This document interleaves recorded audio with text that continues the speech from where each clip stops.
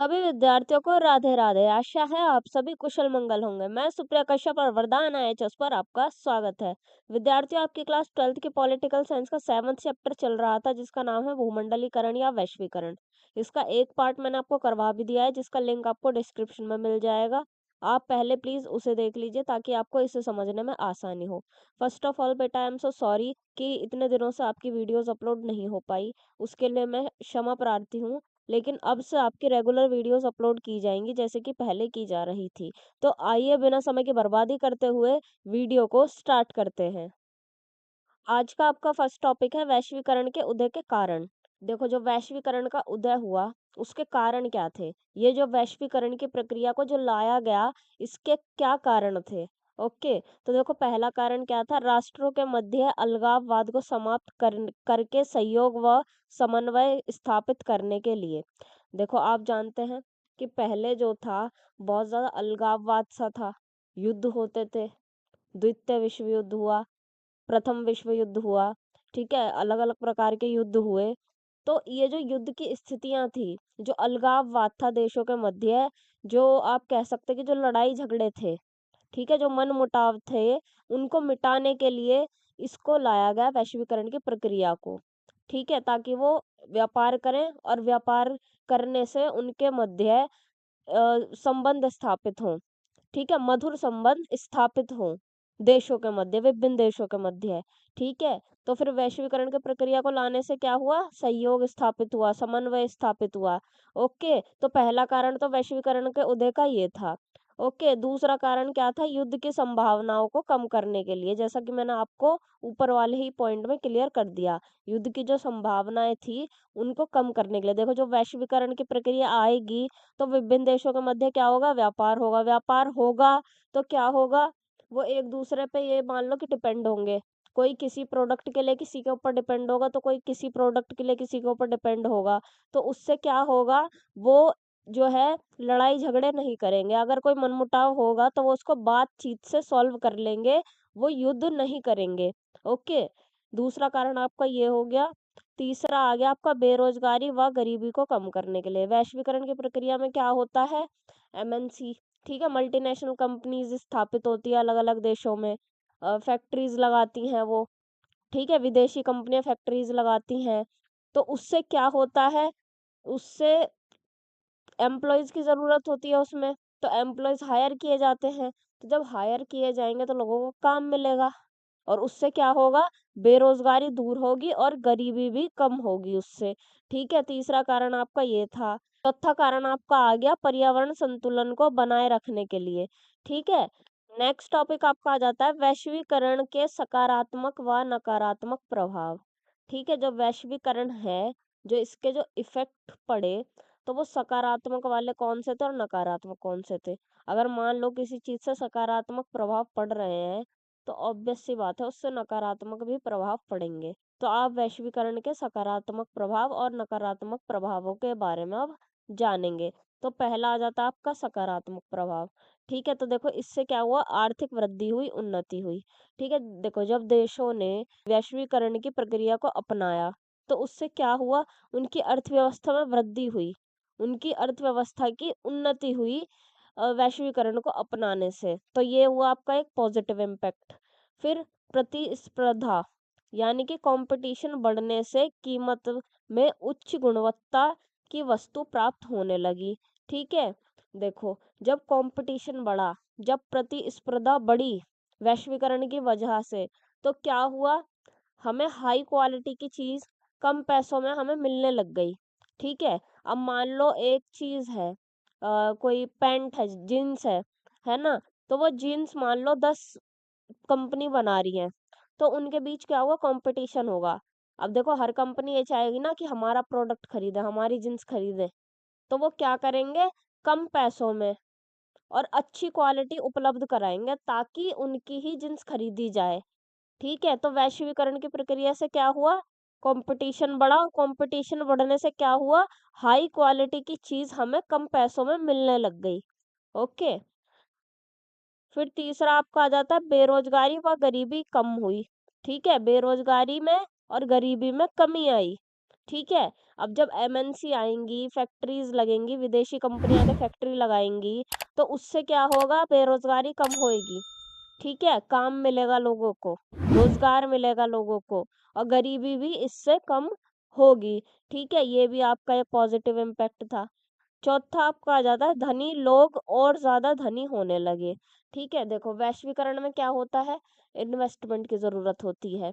ठीक है, अब इन्वेस्टमेंट करने के लिए पैसे किसके पास होंगे, अमीर लोगों के पास होंगे। ठीक है, फिर उनको फायदा होगा, जब वो इन्वेस्ट कर देंगे उनको मुनाफा होएगा, तो फिर उससे क्या हुआ, धनी लोग और ज्यादा धनी हो गए, पैसे वाले लोग और ज्यादा पैसे वाले हो गए, मीन्स अमीर लोग और ज्यादा अमीर हो गए वैश्वीकरण की प्रक्रिया से। ठीक है, पांचवा आपका आ गया अंतरराष्ट्रीय व्यापार में वृद्धि होने लगी। ठीक है, अंतरराष्ट्रीय व्यापार यानी कि इंटरनेशनल। ठीक है, इंटरनेशनल लेवल का जो व्यापार है, ठीक है, इंटरनेशनल लेवल का जो बिजनेस है, उसमें वृद्धि हुई। ओके, विभिन्न देशों ने एक दूसरों के साथ व्यापार किया। ठीक है, उससे पहले नहीं होता था, वैश्वीकरण की प्रक्रिया आने से ये बढ़ा। ओके, तो अंतरराष्ट्रीय व्यापार में वृद्धि हुई। तो ये पांचों पॉइंट तो हो गए आपके सकारात्मक प्रभाव के। ठीक है, ये पड़े आपके सकारात्मक प्रभाव। अब नेक्स्ट आपको आ जाता है नकारात्मक प्रभाव, कि भाई नकारात्मक प्रभाव क्या क्या पड़े। ठीक है, देखो पूंजीवाद को प्रोत्साहन दिया गया। ठीक है, देखो जो ये वैश्वीकरण है ना, इसमें क्या होता है, पूंजीवाद को प्रोत्साहन दिया जाता है। ठीक है, जो पूंजीपति होते हैं उनका इसमें फायदा होता है, गरीबों का इसमें नुकसान होता है। ठीक है, ये इसका एक नकारात्मक प्रभाव है, नेगेटिव इम्पैक्ट है। ठीक है, फिर दूसरा आपका आ जाता है गरीब और ज्यादा गरीब हो गए। गरीबों का क्या हुआ, अभी मैंने आपको बताया कि पूंजीवाद को प्रोत्साहन इसमें दिया जाता है, और जो पूंजीवाद की जो स्थिति होती है, उसमें गरीब और ज्यादा गरीब होते हैं। ठीक है, गरीबों का शोषण होता है उसमें, तो गरीब और ज्यादा गरीब हो गए वैश्वीकरण आने से, और अमीर क्या हुए, वो और ज्यादा अमीर हो गए, जिससे क्या हुआ, एक आर्थिक असमानता उत्पन्न हो गई समाज में। ओके, राष्ट्रीय घरेलू उद्योगों को हानि हुई। ठीक है, देखो जो खुद के जो हमारे उद्योग थे, कुटीर उद्योग थे, हस्तशिल्प थे, लघु उद्योग जो हमारे थे, उनकी पूछ खत्म हो गई। फिर जब वैश्वीकरण आया, तो फिर इन सब चीजों की पूछ खत्म हो गई। क्यों, देखो जो ये कंपनीज आई थी, विदेशी कंपनी आई थी, मल्टीनेशनल कंपनीज जो आई थी, इनके पास क्या था ना, आधुनिक आधुनिक प्रकार की मशीनें थी। ठीक है, जो घंटों का काम मिनटों में कर देती थी। ओके, अब जो काम एक आदमी अपने हाथों से 2 दिन में कर रहा है, वो मशीन 2 घंटे में कर देती थी। तो क्या हुआ, लोगों को काम मिलना बंद हो गया। ठीक है, वो काम हाथों के बजाय मशीनों से किया जाने लगा। ठीक है, जो हमारे घरेलू उद्योग थे उसको हानि हुई, जो हमारे कुटीर कुटीर उद्योग थे, जो हमारे हस्तशिल्प थे, इन सब चीजों को हानि हुई। ओके, चौथा आपका आ जाता है संस्कृति का ह्रास हुआ। ठीक है, जो हमारी मूल संस्कृति होती है, ठीक है, किसी भी देश की जो मूल संस्कृति हुई होती है, उसका ह्रास हुआ, उसका नुकसान हुआ वैश्वीकरण की वजह से। और किसका दबदबा हुआ, पश्चिमी संस्कृति का दबदबा हुआ, खास करके अंग्रेजों की संस्कृति का दबदबा हुआ। अब जैसे कि हमारे यहाँ भारत में पहले कौन जानता था वैलेंटाइंस डे क्या होता है, लेकिन आजकल ये वैलेंटाइंस वीक मनाया जाता है। ठीक है, हमारे यहाँ पहले बर्गर कौन जानता था, 14-15 साल पहले, बर्गर चाउमीन मोमोज, लेकिन आज वो खाया जा रहा है। तो हमारी संस्कृति का पतन होता जा रहा है, जो हमारी मूल संस्कृति है, जो हमारे भारत की संस्कृति है। लेकिन जो अन्य संस्कृति है, खास करके जो पश्चिमी संस्कृति है, उसको हम अपनाते जा रहे हैं। ठीक है, तो इससे क्या होता है, संस्कृति का ह्रास होता है वैश्वीकरण की वजह से। तो ये भी एक आपका नकारात्मक प्रभाव हुआ। पांचवा आपका आ जाता है आर्थिक असमानता उत्पन्न हुई। ठीक है, गरीब और ज्यादा गरीब हुए, और अमीर और ज्यादा अमीर हुए, जिससे कि समाज में अमीरों और गरीबों के बीच एक खाई सी बन गई। ठीक है, तो ये थे आपके सकारात्मक प्रभाव, ये थे आपके नकारात्मक प्रभाव। इनको आप लोग याद कर लेना, ये आपके एग्जाम में आ सकते हैं दोनों पॉइंट्स। ओके, नेक्स्ट टॉपिक आपका आ जाता है भारत और वैश्वीकरण। ठीक है, देखो, सबसे पहली बात कि भारत ने वैश्वीकरण की प्रक्रिया 1991 में अपनाई थी। ठीक है, ये बात तो आप याद ही कर लो अच्छे से, क्योंकि ये सिर्फ आपके ये बोर्ड एग्जाम में ही याद रखने लायक बात नहीं है, ये आपके बाद तक कॉलेज लेवल पे भी आपके काम आएगी। ठीक है, छोटी सी बात है कि भारत ने वैश्वीकरण की प्रक्रिया कब अपनाई, 1991 में। ओके, देखो, भारत 1947 में आजाद हुआ था, स्वतंत्र हुआ था। ठीक है, ये बात तो आप सब जानते ही हैं। तब भारत की स्थिति काफी कमजोर थी। ठीक है, देखो, 1947 में भारत आजाद हुआ, उससे पहले अंग्रेज यहाँ पर राज करते थे। अंग्रेजों ने हमारे देश को बिल्कुल खोखला कर दिया था, गरीब बना के छोड़ दिया था। हमारे यहाँ से हीरे जवाहरात, सोना चांदी, धन सब लूट के वो ले जा चुके थे। ठीक है, हालांकि भारतीय सरकार ने भारत का विकास करने व आर्थिक रूप से संपन्न होने के बहुत प्रयास किए थे। देखो, अभी जैसा कि मैंने आपको बताया कि 1947 में भारत आजाद हुआ। आजाद होने के बाद हमारे भारत की स्थिति कैसी थी, बहुत ही ज्यादा कमजोर थी, गरीब देशों की श्रेणी में हमारा भारत आ गया था। तो फिर उसके बाद क्या हुआ, सरकार ने विकास करने की, आर्थिक रूप से संपन्न होने की कोशिशें की। भारत का आर्थिक विकास करने के लिए काफी संघर्ष किया गया। 1947 के बाद भारत में उत्पादन तो बढ़ रहा था। ठीक है, जो प्रोडक्शन था हर चीज का, खाद्य उत्पादन कह लो या फिर और भी किसी चीज का उत्पादन कह लो, वो बढ़ रहा था। लेकिन वो जो उत्पादन था वो हमारी जनसंख्या के हिसाब से कम था। कहने का मतलब ये है कि जितने लोग थे ना उतनी चीजें नहीं थी। ठीक है, साफ सीधी बात। 1947 के बाद भारत का उत्पादन तो बढ़ा, लेकिन जनसंख्या के मुताबिक नहीं बढ़ा, लोग ज्यादा और चीजें कम थी। ठीक है, इसलिए भारत ने वैश्वीकरण की नीति अपनाई। ठीक है, इसलिए भारत ने वैश्वीकरण की नीति अपनाई ताकि अन्य देशों से भारत व्यापार कर सके और आर्थिक स्थिति सुधर सके। ठीक है, 1991 में भारत ने वैश्वीकरण की नीति अपनाई थी तथा तब भारत के प्रधानमंत्री पीवी नरसिम्हा राव थे और वित्त मंत्री डॉक्टर मनमोहन सिंह थे। ठीक है, 1991 में भारत ने वैश्वीकरण की नीति अपनाई। और अगर आपसे पूछ ले जाए कि भाई उस समय भारत के प्रधानमंत्री कौन थे, तो भारत के प्रधानमंत्री 1991 में पीवी नरसिम्हा राव थे और वित्त मंत्री, फाइनेंस मिनिस्टर थे डॉक्टर मनमोहन सिंह। ओके, वैश्वीकरण के साथ साथ भारत ने उदारवाद व निजीकरण की नीति भी अपनाई थी। ठीक है, देखो, आपका चैप्टर जो है वो वैश्वीकरण के ऊपर है, तो इसलिए हम वैश्वीकरण पे फोकस कर रहे हैं। लेकिन 1991 में भारत सरकार ने केवल वैश्वीकरण की ही नीति को नहीं अपनाया था, दो नीतियों को और अपनाया था। उसका पूरा नाम है LPG। ठीक है, L से लिबरलिज्म, P से प्राइवेटाइजेशन, G से ग्लोबलाइजेशन। ठीक है, लिबरलिज्म का मतलब उदारवाद, प्राइवेटाइजेशन का मतलब निजीकरण और ग्लोबलाइजेशन का मतलब वैश्वीकरण। ठीक है, या फिर भूमंडलीकरण। ओके, तो ये पूरी नीति को अपनाया था, लेकिन आपका चैप्टर है वैश्वीकरण पे, तो हम बाकी दो चीज पे चर्चा नहीं करेंगे, हम चर्चा करेंगे केवल वैश्वीकरण पे। ओके, नेक्स्ट टॉपिक आपका आ जाता है वैश्वीकरण के प्रतिरोध विरोध के कारण। ठीक है, वैश्वीकरण का जो वैश्विक स्तर पर, ठीक है, इंटरनेशनल लेवल पर जो विरोध हो रहा है उसके कारण क्या है। ओके, तो देखो, वैश्वीकरण पूंजीवाद की अवस्था है जो गरीबों को और अधिक गरीब तथा अमीरों को और अधिक अमीर बनाती है। ठीक है, ये बात मैंने आपको पहले ही बता दी, 2 4 या 5 मिनट पहले ही। ठीक है, ये एक पूंजीवाद की अवस्था है। ठीक है, इसमें भाग कौन ले पाता है, अमीर लोग ले पाते हैं, अर्थात पूंजीवादी ले पाते हैं। ठीक है, पूंजीपति ले पाते हैं, तो उससे उनको लाभ होता है, फिर वो अमीर से और ज्यादा अमीर बन जाते हैं।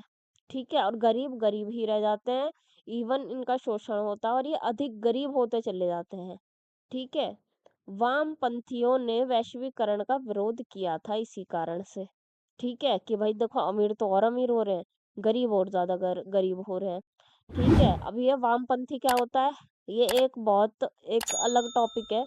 लेकिन आप अभी 12th क्लास में हैं तो इसके बारे में आपको डिटेल में जानने की ज़्यादा ज़रूरत है नहीं। आप इतना सा जान लीजिए, वामपंथी मीन्स गरीबों का पक्ष लेने वाले। ठीक है, गरीबों का पक्ष लेने वाले। अभी ये आपके लेवल की बात है नहीं। ठीक है, अभी आप इसको ग्रेजुएशन लेवल पे जानेंगे। ठीक है, तो अभी आप उतना ही जान लीजिए जितना आपके बुक में है। ठीक है, तो वामपंथियों का मतलब गरीबों का पक्ष लेने वाले। इन्होंने वैश्वीकरण का विरोध किया। क्यों किया? क्योंकि इनका कहना था कि ये पूंजीवाद की एक अवस्था है जिसमें कि गरीब और ज्यादा गरीब होते हैं और अमीर और ज्यादा अमीर हो जाते हैं। ठीक है, दूसरा आपका आ जाता है, वैश्वीकरण से राज्य के हितों की क्षमता में कमी आती है जिससे राज्य गरीबों की रक्षा करने में असफल हो जाता है।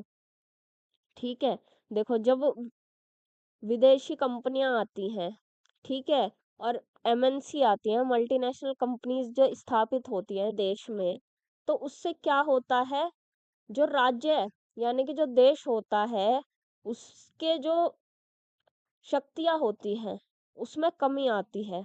ठीक है? जो लोक कल्याणकारी राज्य की जो अवधारणा होती है, वो खत्म हो जाती है। उसके बदले कौन-सी अवधारणा आ जाती है? न्यूनतम हस्तक्षेप की नीति। ठीक है? जिसके कारण क्या होता है, जो सरकार होती है, वो राज्य के गरीबों की रक्षा करने में असफल हो जाती है। और क्या होता है, फिर उनका शोषण होने लगता है। ठीक है, जो सरकार उनकी हिमायत लेती है वो नहीं ले पाती। ठीक है, दूसरा कारण आपका ये है विरोध होने का वैश्वीकरण के। तीसरा आपका आ जाता है, वैश्वीकरण के फलस्वरूप राज्य राजनीतिक दृष्टि से कमजोर हो जाता है।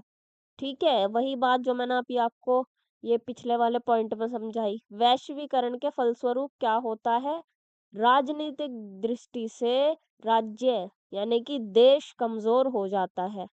ओके, बहुराष्ट्रीय कंपनियों की विकासशील देशों में एकाधिकार प्रवृत्ति बढ़ जाती है। ठीक है, बहुराष्ट्रीय कंपनियां मीन्स मल्टीनेशनल कंपनी जो है, जो वो विकासशील देशों में जो स्थापित होती है ना, उनका एकाधिकार बढ़ जाता है, जिससे जो उस देश की जो अपनी मूल कंपनियां जो होती हैं, उनका अधिकार कम हो जाता है, उनका नुकसान हो जाता है, और इनका जो एमएनसीज वहां पे स्थापित होती हैं, उनका एकाधिकार वहां पर बढ़ जाता है। तो एक कारण इसका ये है, इंटरनेशनल लेवल पर विरोध होने का। आर्थिक असमानता बढ़ती है तथा मूल संस्कृति का विनाश हो रहा है। ठीक है, ये मैंने आपको पिछली ही 2-4 मिनट पहले ही बता दिए मैंने आपको बात। अमीर और अब अमीर होते हैं, गरीब और ज्यादा गरीब होता है, जिससे क्या होता है, आर्थिक असमानता बढ़ती है। अमीरों और गरीबों के मध्य एक खाई सी बन जाती है और मूल संस्कृति जो होती है देश की, उसका विनाश हो जाता है। ठीक है, तो यही जो ये कारण है, 5 कारण, इसी कारणों से इनका विरोध हो रहा है। ठीक है, नेक्स्ट पॉइंट आपका आ जाता है WSF, वर्ल्ड सोशल फोरम। ठीक है, ये एक संगठन है। ओके, देखो हिंदी में इसकी फुल फॉर्म है विश्व सामाजिक मंच। यह वैश्वीकरण का विरोध करने वाला एक विश्वव्यापी मंच है। ठीक है, ये एक संगठन है, ये एक मंच है जो कि वैश्वीकरण का विरोध करता है। इंटरनेशनल लेवल का ये एक मंच है। ठीक है, इसकी पहली बैठक 2001 में हुई। कहाँ पर हुई थी? पोर्टो अल्गेरे, जो कि ब्राजील में है। ठीक है, 2001 में हुई पहली बैठक। ठीक है, 2004 में हुई चौथी बैठक जो कि हुई थी मुंबई में। सातवीं बैठक हुई 2007 में, जो कि हुई थी नैरोबी, जो कि केन्या की राजधानी है, वहां हुई थी। ठीक है, देखो पहली बैठक हो रही है 2001 में, चौथी बैठक हो रही है 2004 में, सातवीं बैठक हो रही है 2007 में। इसका अर्थ क्या है? प्रति वर्ष इसकी बैठक होती है। ठीक है, हर वर्ष इसकी बैठक होती है एक। ओके, इस संगठन या फिर मंच की बैठक प्रतिवर्ष होती है। ओके, इस मंच के माध्यम से मानवाधिकार कार्यकर्ता पर्यावरणवादी, मजदूर, युवा और महिला कार्यकर्ता और नव उदारवादी वैश्वीकरण का विरोध करते हैं। ठीक है, कौन कौन करते हैं? मानवाधिकार कार्यकर्ता, पर्यावरणवादी, मजदूर, युवा, महिला कार्यकर्ता, नव उदारवादी। ठीक है, ये सब लोग मिलकर क्या करते हैं? इस मंच के थ्रू वैश्वीकरण का विरोध करते हैं। ओके, आगे बढ़ते हैं। नेक्स्ट एंड लास्ट टॉपिक आपका आ जाता है भारत में वैश्वीकरण के प्रतिरोध या विरोध के कारण। ठीक है, देखो जो अभी मैंने आपको पिछले टॉपिक में जो मैंने आपको इंटरनेशनल लेवल के विरोध के कारण बताए ना, वही सेम कारण भारत के भी हैं। ठीक है, वही सेम टू सेम, बस इसमें आपको भारत शब्द जोड़ देना है। ठीक है, सेम कारण है। देखो, पहला वामपंथियों द्वारा विरोध हो रहा है। ठीक है, वामपंथी कौन? वही जो गरीबों का पक्ष लेते हैं। दक्षिण पंथियों द्वारा भी विरोध हो रहा है। दक्षिण पंथी कौन होते हैं? जो अमीरों का पक्ष लेते हैं। ठीक है, अब आप कहोगे कि अमीरों को तो इसमें फायदा होता है, तो ये अमीरों का पक्ष लेने वाले क्यों विरोध कर रहे हैं इसका? तो इनका भी विरोध करने का कारण है राजनीतिक, आर्थिक व सांस्कृतिक प्रभाव को लेकर। ठीक है, इनका कहना है कि देखो, राजनीतिक दृष्टि से राज्य जो होता है वो कमजोर हो जाता है। ओके, आर्थिक दृष्टि से भी राज्य कमजोर हो जाता है, उसके जो है अधिकार जो है संकुचित हो जाते हैं। ओके, और जो हमारी संस्कृति होती है, जो मूल संस्कृति होती है, उसका नुकसान होता है। तो दक्षिणपंथी इस कारण से विरोध कर रहे हैं। ओके, आर्थिक असमानता बढ़ रही है, वही वाली बात सेम कि अमीर और ज्यादा अमीर हो रहे हैं, गरीब और ज्यादा गरीब हो रहे हैं। मूलभूत प्राचीन व परंपरागत उद्योगों की समाप्ति। ठीक है, जो मैंने आपको बताया था कि जो कुटीर उद्योग होते हैं, जो हस्तशिल्प होते हैं, जो हमारे लघु उद्योग होते हैं, ठीक है, वो सब उनका क्या होता है? उनकी समाप्ति हो जाती है। ठीक है, और जो मशीनों के द्वारा जो कार्य किया जाता है, जो विदेशी कंपनियां जो आती हैं, जो मल्टीनेशनल कंपनियां जो आती हैं, वो सब काम उनके पास चला जाता है और वो मशीनों के द्वारा करते हैं। ठीक है, जिससे कि उनका नुकसान होता है, वो काम एकदम ठप पड़ जाता है। ओके, बहुराष्ट्रीय निगमों के हस्तक्षेप से राज्य की ताकत में कमी आने के कारण इसका विरोध हो रहा है। ठीक है, तो ये सारे कारण आपके वही हैं सेम। ठीक है, इसमें आपको भारत जोड़ देना है। चाहे इंटरनेशनल लेवल के कारण पूछे जाएं, चाहे हमारे भारत के कारण पूछे जाएं, कारण सेम ही है। ओके, तो यहाँ पर आपका ये चैप्टर हो जाता है खत्म। तो अगर आपको इस चैप्टर में या फिर पिछले भी चैप्टर्स में आपको कोई प्रॉब्लम हुई हो, तो आप बेझिझक मुझसे पूछ सकते हैं अभी कमेंट सेक्शन के माध्यम से, या फिर बाद में भी आप मुझसे सोशल मीडिया पर कांटेक्ट करके पूछ सकते हैं। आपका डाउट एकदम क्लियर करवा दिया जाएगा। ओके, अगर आपको ये वीडियो पसंद आई हो तो इसको लाइक कीजिए, कमेंट सेक्शन में अपना रिव्यू दीजिए और अपने दोस्तों के साथ भी इसको शेयर कीजिए। और वरदान IAS को ज़रूर ज़रूर सब्सक्राइब करें और बेल आइकन को भी याद से प्रेस कर लें, ताकि वीडियो का नोटिफिकेशन सबसे पहले आपको मिल सके।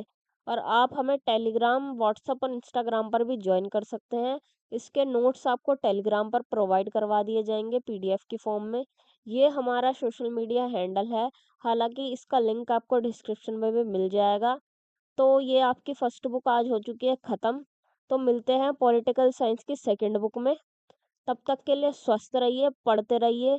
जय हिंद, जय भारत, राधे राधे।